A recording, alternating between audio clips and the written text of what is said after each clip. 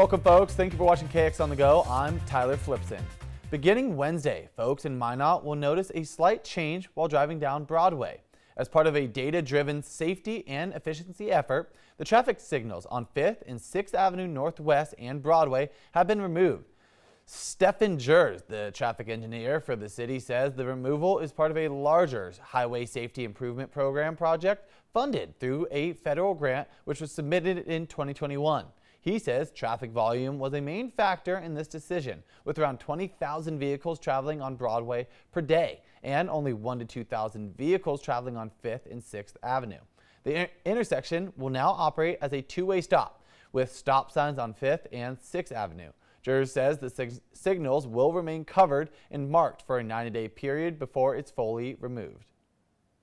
If there is a crash, you could say, if there's a significant number of crashes there, the city and state can reevaluate that. And if we need to turn it back on, we can turn it back on.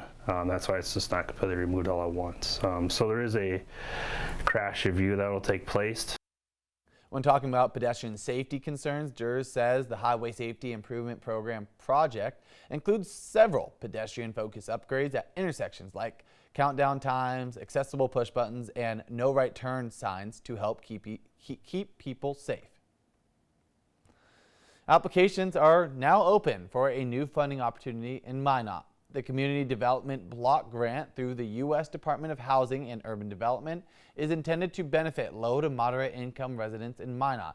Jody Erickson, the grant manager for the city, says the $468,000 grant can support things like housing, public services, and accessibility improvement.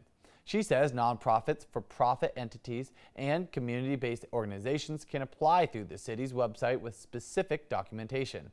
Erickson encourages any organization that is interested to look over the funding notice on the city's website to fully understand eligibility requirements and application details. The key reason that it's important for the city of Minot is that there have been a limited number of housing opportunities for individuals that are in that low to moderate income level category.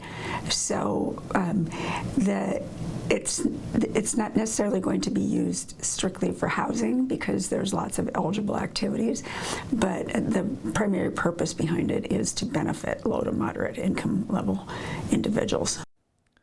The application period is open until February 24th. Reviews will begin immediately after the deadline.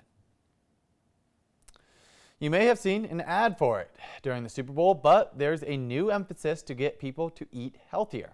HHS Secretary Robert F. Kennedy Jr. talked more this week with an update on the dietary guidelines for Americans. Kennedy said confronting processed foods and combating obesity is the defining health crisis of our time and vowed to work to reverse the impact on future generations. He added that healthy eating is achievable, practical, affordable, and within reach of every American family. And he said the crisis is not the fault of individual Americans.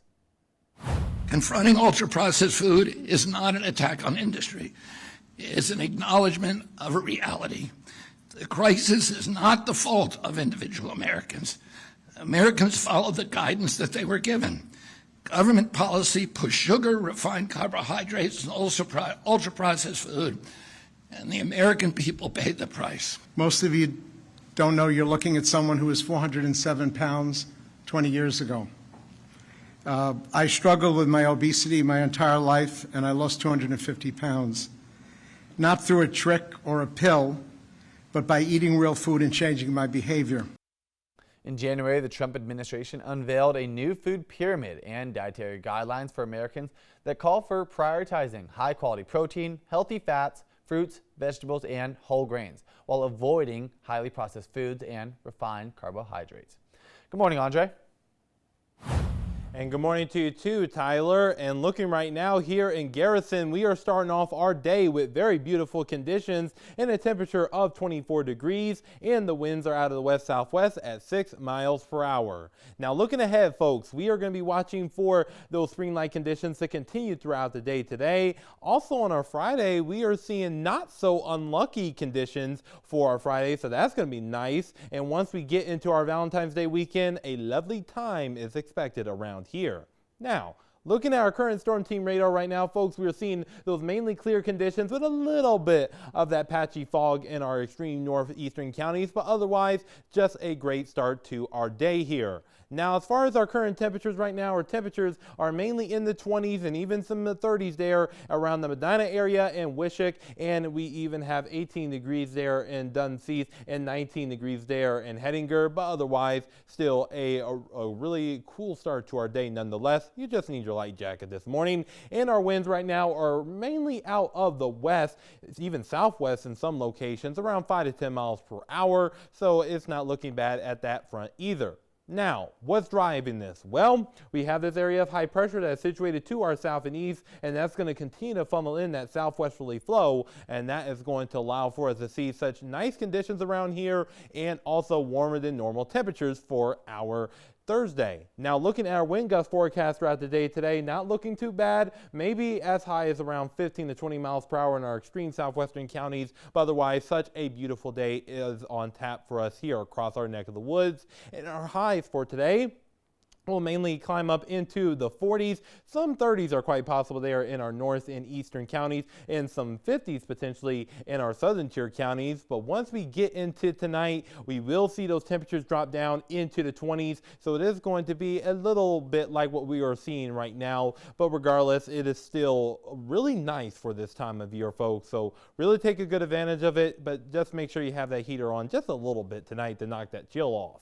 Now, looking here in Williston, we will see conditions on the good luck side for our Friday with those temperatures in the upper 40s with mainly sunny skies. And once we get into our Valentine's Day weekend, a lovely time around here, folks, with temperatures hovering around the mid 40s with those mainly sunny to partly cloudy conditions. And that trend is going to continue into our Monday. But however, once we get into our Tuesday and Wednesday, we will see temperatures drop down into the upper 30s on Tuesday, with chances of precipitation starting to increase during this period of time. And once we get into our Wednesday, we will see those temperatures decrease into the upper 20s with those chances of precipitation. Now, looking here in Dickinson, we're also going to be seeing a lucky Friday and a beautiful Valentine's Day weekend in store for us, and temperatures will be as high as 52 degrees potentially for our Friday. And then once we get into early to mid next week, that is where we'll expect that pattern change to commence with low 40s for our Tuesday with chances of precipitation.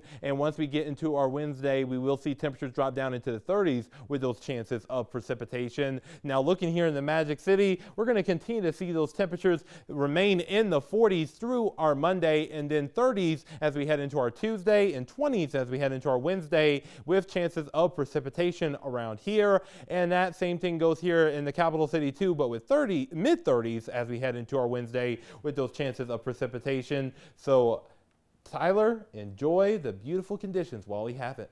Okay, thank you so much, Andre. I appreciate it. And thank you for watching KX on the Go. I'm Tyler Flipson. Let's have a day, folks.